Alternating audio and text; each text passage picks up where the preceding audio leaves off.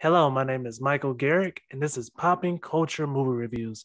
My guest today is Chris Dixon. Uh, Great guy, great professional wrestler. Guys, if he's ever performing in your city, please go out and support him. This guy has so many different titles. Great co-worker, by the way. One of the best co-workers you have, one of the best supervisors you can have. Not kissing up to you, Chris. I really mean that. I've had a lot of horrible supervisors, and you're Oh yeah, definitely no, one of the best.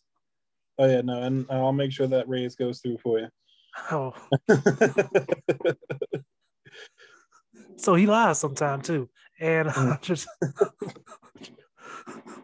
I'm just joking. The movie that we'll be reviewing is Scream. Chris chose the movie, but before we get into it, this will be 100% spoiler review. But before we spoil the movie, Chris, do you believe they should watch it? Yes, they should 100% watch it. It is a classic horror movie. It rekindled the slasher craze. It changed what horror movies would become for the next 25 years. So yes, you're doing yourself a disservice if you do not watch that movie before you watch this. I agree with him. It's a classic. It's stood the test of time. It's been parodied to death. um, if you haven't seen this movie, you have seen some parody of it, and then you'll go back and watch it and be like, "Oh, this is the movie from it." Um, Guys, from this point on, this will be 100% spoilers. Chris, I will let you kick it off. So Scream is my favorite movie of all time. When Michael asked me to do the movie review, he wanted me to pick the movie.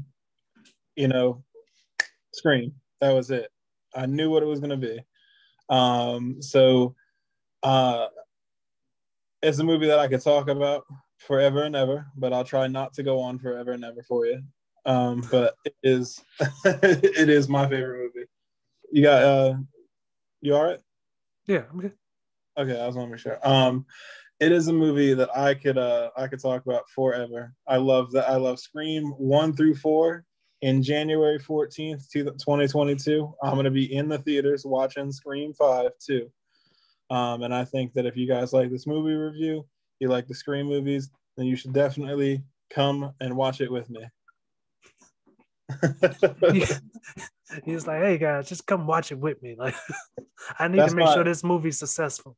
yeah. I need to make sure because I need to make sure Scream 6 happens. Um, so yeah. I will definitely look forward to seeing y'all in the theater. Do you want to just do a synopsis of the movie? Whenever you like, buddy.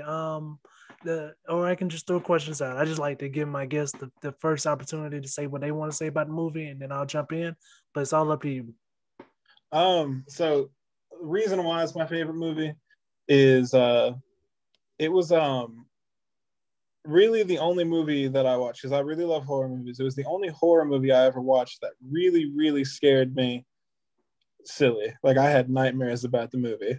I was terrified of Ghostface. And it was because you look at all these other slashers, Freddy Krueger, Michael Myers, Jason Voorhees, Leatherface, they all had some superhuman quality about them. They were super strong. You could shoot them and they wouldn't die. You could cut their hand off and they'd keep coming at you. And with Ghostface, it was just some dude. It was just some guy who had a vendetta against some girl and killed and chopped up a whole bunch of people for no reason. And what struck me is that anybody could do that. Anybody could just pick up a Father Death costume from a costume store, get a buck knife, and go crazy. And that's what always scared me about the movie. So we can go into it. One of the big things from the movie is that when they were showing trailers for the movie, they were pumping up like Drew Barrymore was the main character of the movie, which was crazy because if you watch the movie, she dies like 10 minutes into the movie. It Yeah, was some real psycho type stuff.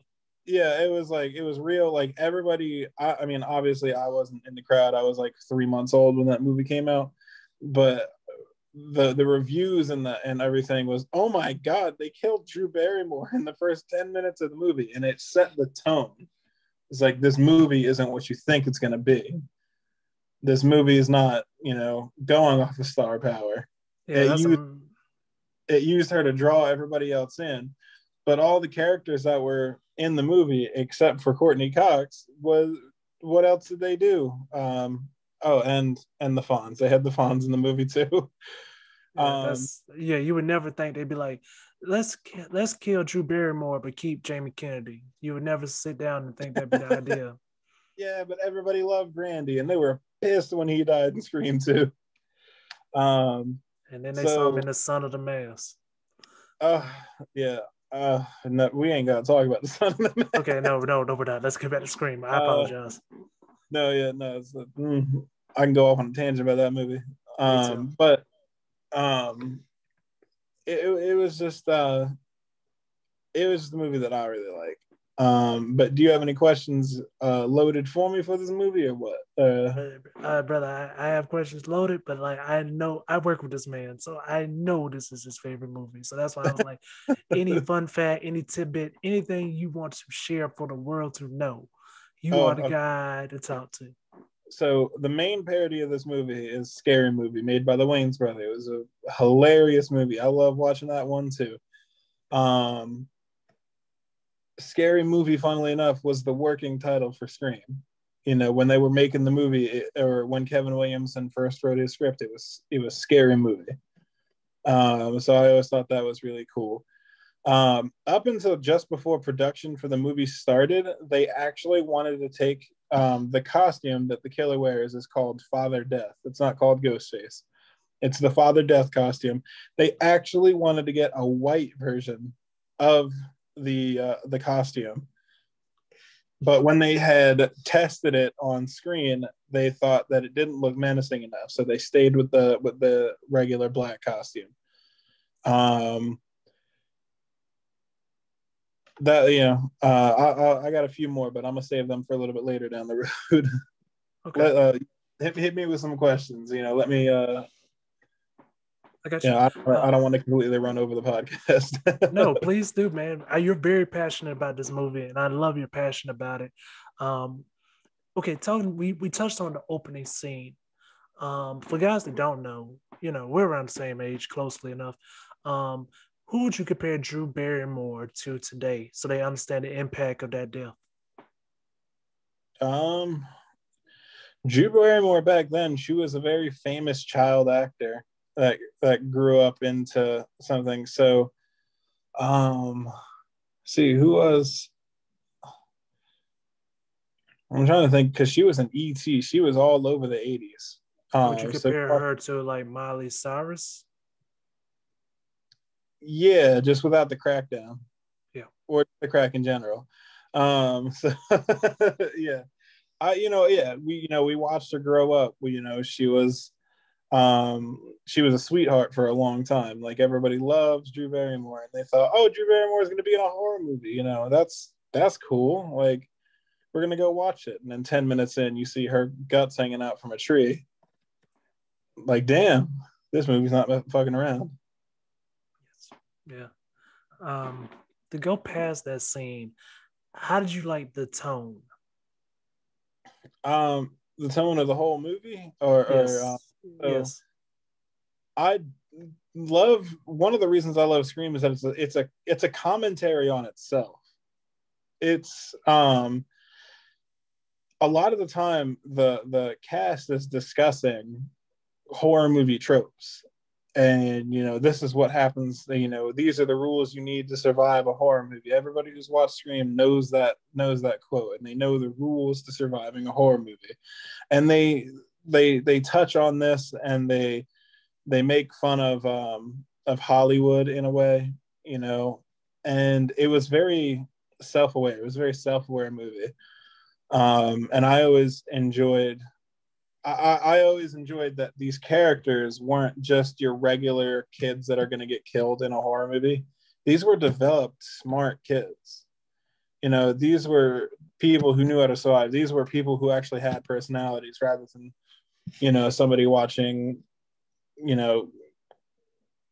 Friday the 13th, part 6, and you're watching a kid get his head cut off. You don't even know his name. because he looked just like the other kid who just got his head cut off. Yeah. So Scream only had the original Scream movie only had seven deaths in the whole movie, killers included. But you cared about them.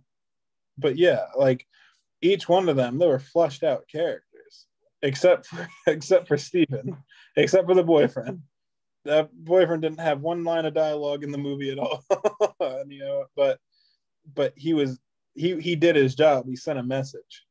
He sent a message to Drew Barrymore's character and to the audience that this movie is not going to play.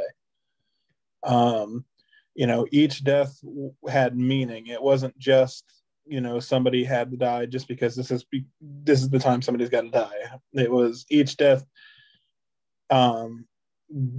After finding out about like who the killers are, you can go back to each death and figure out why they killed this person, whether it's an obvious reason or you can work your detective skills a little bit and clue in on why they did it. But after you find out, like, spoiler alert, Billy Loomis and Stu Macher are the killers. Oh, all this is spoilers, brother. Oh yeah, so they're the killers. And in the opening scene, Stephen North and Casey Becker, the two that die in that scene. Casey Becker was Stu Macher's ex-girlfriend, and she left Stu to get with Steve, and that's why they killed them. A, to send a message to the rest of the town and to Sydney, and B, to get revenge. And that was probably part of the reason that Billy was able to get Stu onto his plan. The third kill of the movie was the principal, Fonzie. Principal Hembry. Which, if you watch Scream 4, there's a scene where they're in the hallways. There's a bust of Fonzie on the like in the hallway, and it says in memory of Principal Hembry. And it's not something that's really like looked at too hard, but it's a really cool like little Easter egg that they put in the movie. But he's killed third, and the reason they killed him is to set up a diversion to get the high school kids away from the party so that they could commence the spree at the end of the movie. The fourth kill was Tatum, who was Stu's current girlfriend. It was Sydney's best friend. It was done to unsettle her, and to further drive along the fact that Stu and Billy were going to try to frame themselves as victims of the whole thing. So they killed her so that there'd be less witnesses. And then they killed Kenny the cameraman because he was in the way when they were trying to kill Sydney. So that was one of the deaths that always affected me really hard, because Kenny the cameraman looks a lot like my stepfather did back then. So yeah, they look very similar. They even like wear it was like the 90s fashion, but okay. They have their hair the same way. They wore their baseball caps the same way. They had the same kind of face. So I remember like watching him get a throat slit, and I was like, oh shit. So it was it definitely hit home a little bit more because I was like, my stepfather looks just like that guy. But he got in the way when they were trying to kill Sydney. And then the cameraman was actually the last death before the killers themselves died. Yes. But here's me just rambling. No. That was great the way you broke it down. How do you feel about the pacing of this movie? You know what? Like, as I've watched it more, because you see me watching this movie at work too. Don't tell nobody. The movie's a lot faster paced than you anticipated, or it's a lot faster paced than I think it is. The movie itself is only, I think, an hour and 15 minutes long. So it's really not a very long movie. But because the scenes are so well dialogued, so fleshed out, that it kind of just you get lost in the movie. You don't think about time. So it's only something that I've noticed as I've rewatched the movie several times. But I do believe that the pacing of the movie is, right on point for what they're trying to get. For this story, do you think that runtime actually helps the movie or hurts the movie? I think it helps. There's no unnecessary detail. Um, they're not. They don't spend too much time trying to set up other red herrings. That was a problem that Scream 4 ran into. Is they did spend a good amount of time making it look like the boyfriend did it, and for one, the audience saw right through it.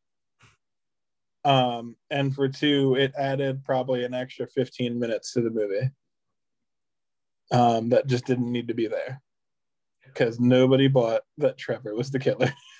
No. Yeah, that's something that they do. They like if you make it too obvious, then you in a horror movie you just know okay that can't be it. Yeah, and audiences are smart. You know, you're not like a lot of people like to think people are just dumb, but audiences are very smart. They'll catch on to what you're trying to do if you don't hide it well enough. And it's like, oh, well, they're just trying to make Trevor look creepy. So there's actually no danger that it's him. So, and I think that's on like the inverse, something that they did very well in Scream 1. They set up Billy being the killer, and then they had the phone call that happened right after Sydney got attacked that made it look like Billy wasn't the killer.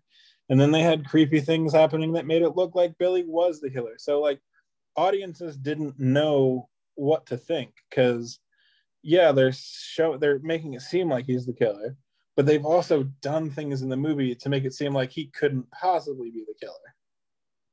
And so like that's what I've always liked more about Scream 1 than any of the other ones is if it's your first time watching the movie, you have no idea who the killer is. And you have no idea who it is until Billy shoots Randy and he flies through the table. Yep. So that's one thing I definitely like about the movie. How'd you like how about the music and the tone? Well, we already talked about tone, but the music throughout the movie. So the movie was scored by Marco Beltrami. And he scored all of the movies, and I think he did a great job because that's where all the orchestral music comes into it. And I honestly think that it is the most well scored horror movie that they have out. They have different themes in the movie that is for a certain character. So if it's a scene with Sydney, you'll hear a light operatic voice throughout most of the scene in the background, like as long as there's no dialogue happening. And it's often in the soundtracks of the movie called Sydney's Lament, and it's just her brooding how Sydney broods. And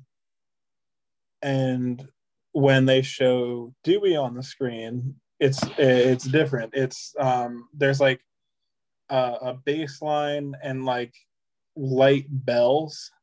It's kind of like childlike because they try to perceive Dewey as a child.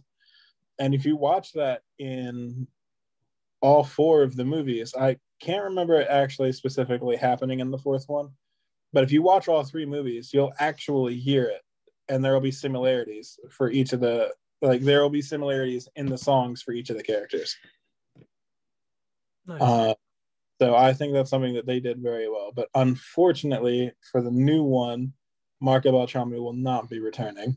They'll actually be getting the guy from the Transformers movies doing the scoring. So I'm terrified of,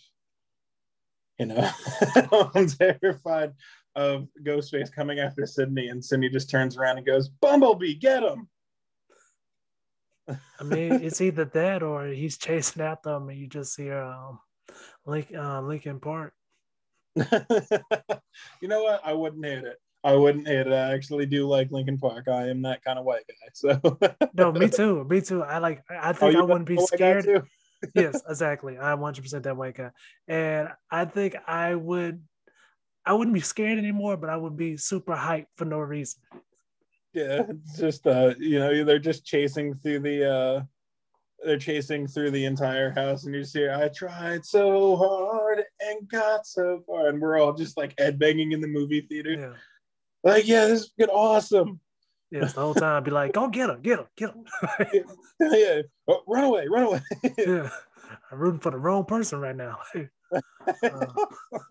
It's like, stab that bitch. Wait a second. No, stab that bitch. You just see the attendant downstairs, down in the theater, like, come here, sir. Come here. It's like, hey, sir, can you come with me? Can you get that light out of my damn face? Now after I bought this $9 popcorn, bitch, I ain't going nowhere. Yeah. Oh yeah, no, I had to rent this seat. I couldn't even buy this seat. I had to rent it. Yeah. If you going back, so you really going back to the theater? Just side topic. You going back to the theater? January 14th, I will. If COVID's taught me anything, I don't need to pay $10 for snacks.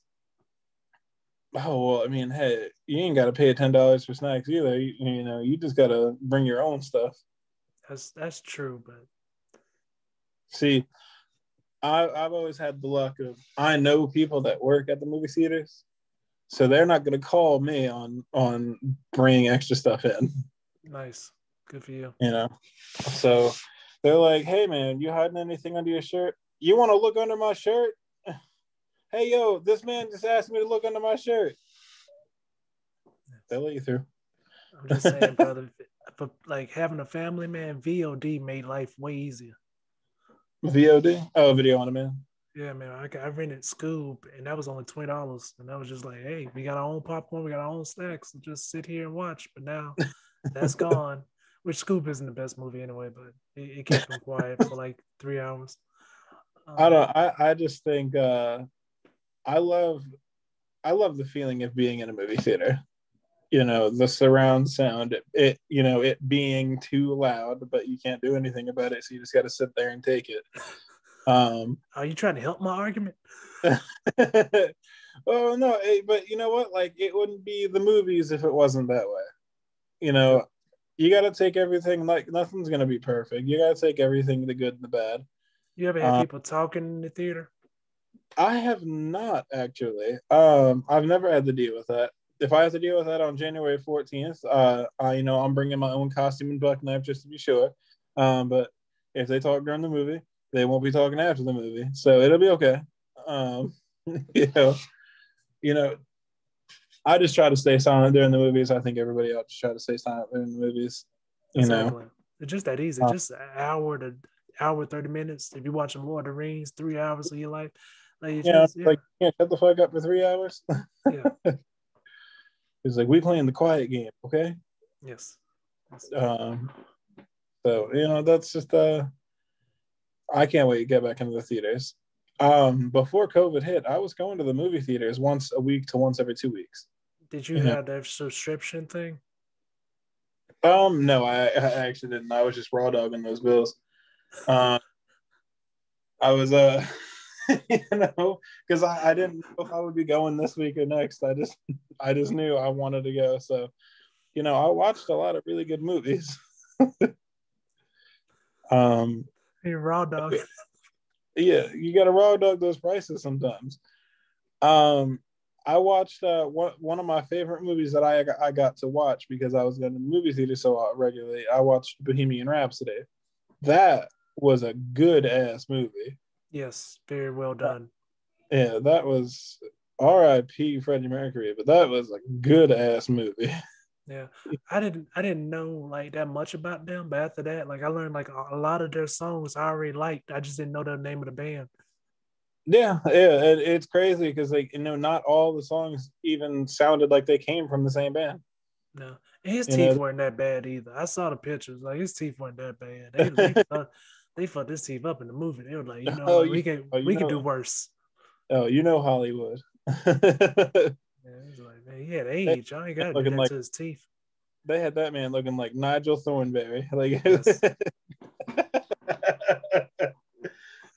Yes. Yeah, he was like, quiet.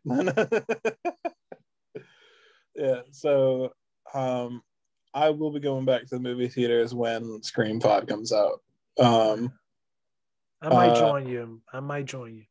Rain, shine, or COVID, I will be going. Nice. And I'm vaccinated, and you'll be vaccinated, or you're vaccinated too. So Yes, sir. I am vaccinated. yeah, Uh, so do you have a favorite character in the Scream movie? The first one in particular?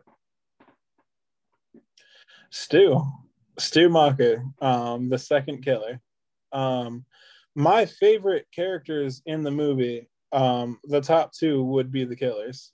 I think that they're the most well fleshed out killers of the movie or of the series because they were actually like a big part of the main cast of the movie before you found out they were killers. Yes. Um, you know, the other five killers of the franchise were side characters. Um, with do you mind if I spoil the other three movies? No, go ahead, man. Well, so the killers in Scream 2 were a classmate of Sydney's that was a side character you didn't see for 45 minutes before you found out he was the killer. And Billy's mother, who was a reporter, who was only around for a few scenes, did a few lines of dialogue, and was played by Roseanne's sister from the show Roseanne. Um, Scream 3, um, one of the bad things they did about the movie is that they made it look like the killer died before you found out he was the killer, and Gail took his pulse, but he ended up being the killer, and that was crazy. So I was like, oh, so we were thinking this man was dead, and she took his pulse, and he was alive, and she didn't feel his pulse. And then in the fourth movie, yeah, like Jill was a main character in the movie, but Robbie wasn't. Whereas in the first movie, you had Billy and Stu. There were five teenagers that were friends with each other in the movie, and two of them were the killers of the movie. They were in a ton of scenes by themselves, with one or two of the other characters. Um, and I just think that the actors, Matthew Lillard and Skeet Ulrich, did a great job performing as both of their characters. Because Stu was just a goofy follower, like tag along, while Billy was more the leader of the two. Yes. So Billy always came across as kind of like the quiet, smart, brooding one. And then when he was revealed to be the killer, he was a psychopath. He was like an unhinged psychopath. And a lot of the way he's delivered lines and ran around tearing up the house trying to find Sydney, and just the viciousness at which from which he attacked people, or he attacked Gail and Sydney when he was revealed to be the killer. Yeah, he just did a really good job portraying that this character was completely unhinged, and his only goal was to murder everyone involved. Um, and Stu he gave a very comical performance, a very fun performance, like that a follower would do. He just was there to be funny and to make people laugh and to be laughed at. He was a very he wasn't an alpha character. So I just think that they both did they both did a very good job. But my favorite character is Stu because and it's probably not a great reason, but not only did I watch Scream when I was younger, I watched Scooby Doo.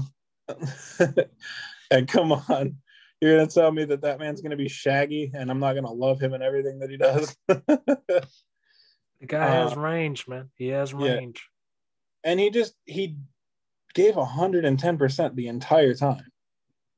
He never phoned it in or anything like that.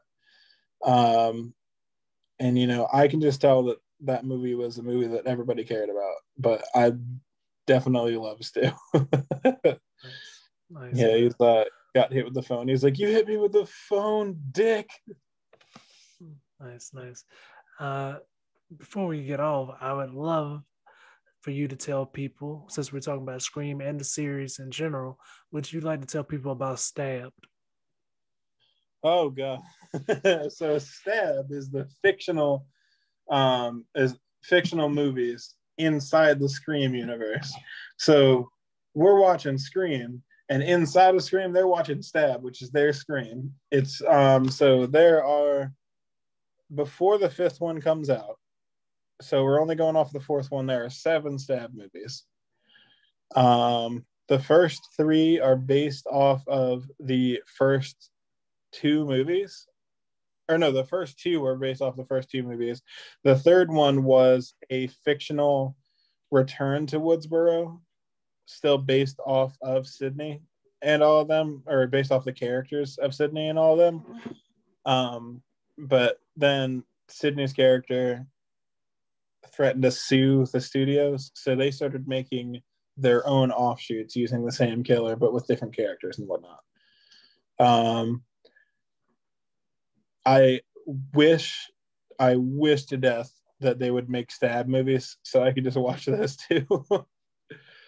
Just because I would just love to see like a different portrayal of the movies, and just because they have 7 Stab movies, I want to watch those movies. I love Scream so much. Why wouldn't I want to see the Stab movies?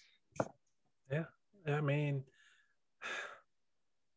yeah, you're right. Just what if, man? Like, Yeah. just What if they made those movies? yeah, because it's like I can only imagine how serious those movies would have to be, in a sense. Because like let's say the Conjuring movies now, where you're like, it kind of, people say it happened, they got a lot of wiggle room with it. But with a movie like that, it's like that's really scary. Like, I don't think in real life we would want to see movies based off like real murders. Like, even they would have to be so fictionalized to make it. Like the last Tarantino film. Like he had to make it like in a different world where like those kids didn't get killed, where those people didn't get killed. The Quentin Tarantino film, Last Night in Hollywood, or Yeah, like that was with the Manson killers. yeah, where they didn't end up killed. They end up getting killed, not killing, and it's just you know it's good in theory. But I was thinking about it earlier today. I was like, no, I wouldn't want to watch like a movie based off of killing. Like that's kind of cold when you think about it, depending on how they make it. Like they make Oh, movies about serial killers, but like they very vaguely show the murders. It's like it's very offhand. There's very few murder movies where if it's based off a true story, where they'll like show you like insect unless it's very fictionalized. yeah. Well, a fun fact about the Scream movies. Um, Kevin Williamson wrote the screenplay for Scream after reading about the Gainesville Ripper. Oh shit. Okay. So, I mean, it's not too heavily based off of, but there's there's some basis of an actual killer in Scream. I can't remember what the guy's actual name was, but yeah, he was the Gainesville Ripper, and he killed, I want to say, 5 people in Florida. Yeah, I've, Yeah, I've read the story before. Yeah, that's it's sickening, man. yeah. But to quote Scream 2, it's or art imitating life, imitating art. Yeah. So it's that's that's Scream. Yeah, That's exactly. One yeah, through 10, what would you give this movie? 10. Nice. Dumb question, but I gotta ask: do you believe that this movie has become a part of pop culture? Yeah. I would say that it's become a part, and it's also influenced pop culture. Yeah. Because while pop culture encompasses so many things, horror being one of them. Scream is very often credited as rekindling the fire for slasher movies. If it weren't for Scream, there wouldn't be an I Know What You Did Last Summer. There wouldn't be a Hush. There wouldn't be any of these movies that came out in recent years where somebody's just running around ganking people. Like, because it was a dying art. You had the three big ones: the Halloween, Nightmare on Elm Street, and Friday the 13th. But they were dying because nobody wanted more sequels of these movies because they were just being done every few years. But after Scream came out, then you had Halloween H2O, which was very successful off of the back of Scream. So, sorry. So, I would say that it definitely has heavily influenced pop culture in the horror subsect. Nice. It's a staple of the Halloween in general. Like that this movie has become truly a staple. Like you'll see it played reruns. You'll still see that mask. I mean, the mask, like you said, the mask was sold before, but it is more popular now and is referenced like crazy still to today. Yeah, that movie has made, so it's a costume made by Fun World, called Father Death, and it was a costume that was available before Scream came out, but Scream made that mask iconic. And now you see a whole bunch of little kids running around on Halloween with that mask. I was one of those little kids on Halloween about 7 or 8 times wearing that mask. I no lie. As for Halloween, I went as Ghostface, probably close to 5 or 6 times.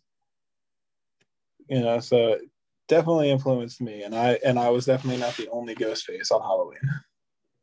Nice. All right, man. Thank you so much for coming on to the movie review, man. Please tell them where they can follow you. You can follow me on the Scream stream on Twitch. I will try to post semi-regularly. Stream video games such as Dead by Daylight, where I play killer, and you could guess it, I play Ghostface. And I also play Overwatch, and you guys can watch me suck donkey balls at that game. So go ahead. Go ahead and follow me and make fun of me all you want. I'll take it because the enemy team's certainly giving it to me. Nice. All right, man. Thank you so much, bro. I hope I didn't take too much of your time. Oh, no. We all good. I've got just enough time to do nothing for the rest of the day. All right, man. Thank you again, and thank you guys for watching.